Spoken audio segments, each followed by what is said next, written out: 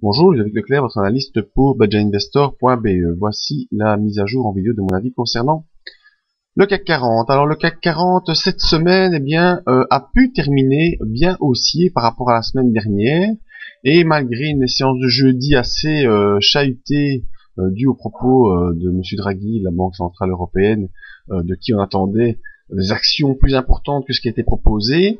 La séance de jeudi a été baissière. Pourquoi? Parce que on a simplement placé un statu quo sur les taux de change et sur les taux de la Banque Centrale Européenne, donc statu quo, et aucune indication sur des prochaines mesures pour soutenir l'économie européenne, qui, face à l'économie américaine, est un peu à la traîne, comme dans toute l'Europe d'ailleurs.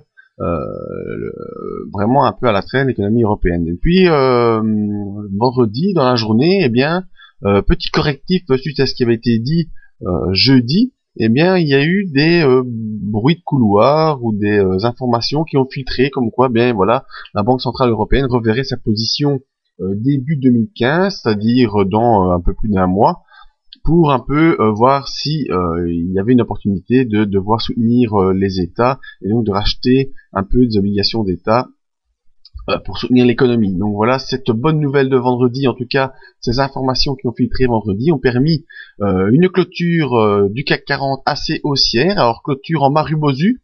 Si vous avez suivi le live de jeudi soir, vous savez maintenant ce que c'est le Marubozu. Si vous l'avez pas suivi, je vous invite mardi en matinée pour revoir un peu toutes les notions techniques qu'on a vues courant du mois de novembre et décembre, afin de raviver un peu toutes ces notions techniques dans votre esprit. Mais ici, clôture en Marubozu, qu'est-ce que ça veut dire? Clôture haussière forte qui passe une zone de résistance, et on va probablement s'en aller tester les 4500 points avant de peut-être avoir une correction plus importante, ou dans le cas contraire, si on arrive à franchir cette zone des 4500, rejoindre le haut de ce range haussier. Alors pourquoi? Pour voir un peu mieux ce qui se produit, faire une vue d'ensemble, on repart sur une unité hebdomadaire. On voit que nous étions dans ce cône baissier, avec des points hauts de moins en moins hauts et des points bas de plus en plus bas. Pour l'instant, il semble que le dernier point haut qui était ici la semaine dernière et qui devait être un point de retournement pour poursuivre la tendance baissière dans le cône baissier, ce cône baissier semble être franchi pour l'instant. On part à la hausse, on voit qu'on passe au-dessus des 4414, d'une zone de résistance hebdomadaire. On voit que la bande de Bollinger supérieure s'ouvre pour laisser place à la volatilité. Et donc je ne serais vraiment pas surpris que pour la fin d'année, vous voyez, la fin d'année est ici, il nous reste encore quelques semaines, qu'on aille terminer la période sur les 4500 points, avant de faire un choix sur une continuité du mouvement et aller voir les points les plus hauts qui ont été les 4600 cette année, ou bien faire une consolidation pour un pullback sur le haut de ce porte-voie, de ce cône baissier qui est ouvert. Donc vraiment en hebdomadaire, on a une inversion de tendance qui est en train de se produire et qui est en train de se montrer. C'est pour ça que je vous dis que sans trop de soucis, on ira à 4500 avant la fin de l'année.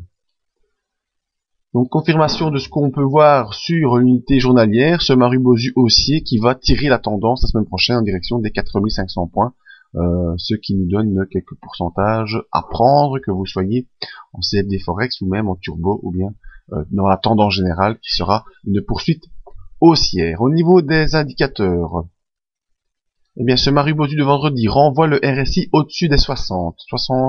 Au-dessus de ce niveau, vous savez que c'est la pression haussière qui augmente, que donc le cours pourrait fortement accéléré. Le MACD également qui, vous voyez, allait peut-être faire un croisement baissier. On est devant, où est ma flèche? Ici. Voilà, pour ceux qui ne voient pas clair, c'est ici. On est devant le non-croisement baissier, notion également qu'on avait vu durant les webinaires live. Si vous n'avez pas vu, je vous donne également rendez-vous mardi pour revoir un peu tout ça. Le non-croisement baissier du MACD provoquera une accélération, d'autant plus que ce non-croisement se produit sur la zone... la zone de 0 est ici, je raconte n'importe quoi. Se raconte sur la zone des derniers plus hauts du MACD, donc on a confirmation d'un plus haut sur le MACD, plus d'un non-croisement baissier, tout ça va faire une accélération haussière. Donc au niveau du CAC 40, sur les unités journalières, tous les indices sont là pour nous montrer l'accélération haussière, le RSI au-dessus de 60, le non-croisement MACD, un plus haut sur le MACD et le Marubozu qui sort l'unité hebdomadaire en dehors du cône baissier. Donc les 4500, on les aura avant Noël et ensuite on verra ce qu'on peut faire pour la poursuite ou non du mouvement qui reste bel et bien haussier sur le CAC 40. Donc rendez-vous sur les 4500, mais surtout rendez-vous mardi dans notre webinaire pour revoir ensemble toutes les notions d'analyse technique et de théorie que nous avons vues durant le mois de novembre et décembre. Tout ça, faire un petit résumé avant les fêtes de fin d'année. Merci à tous et à bientôt.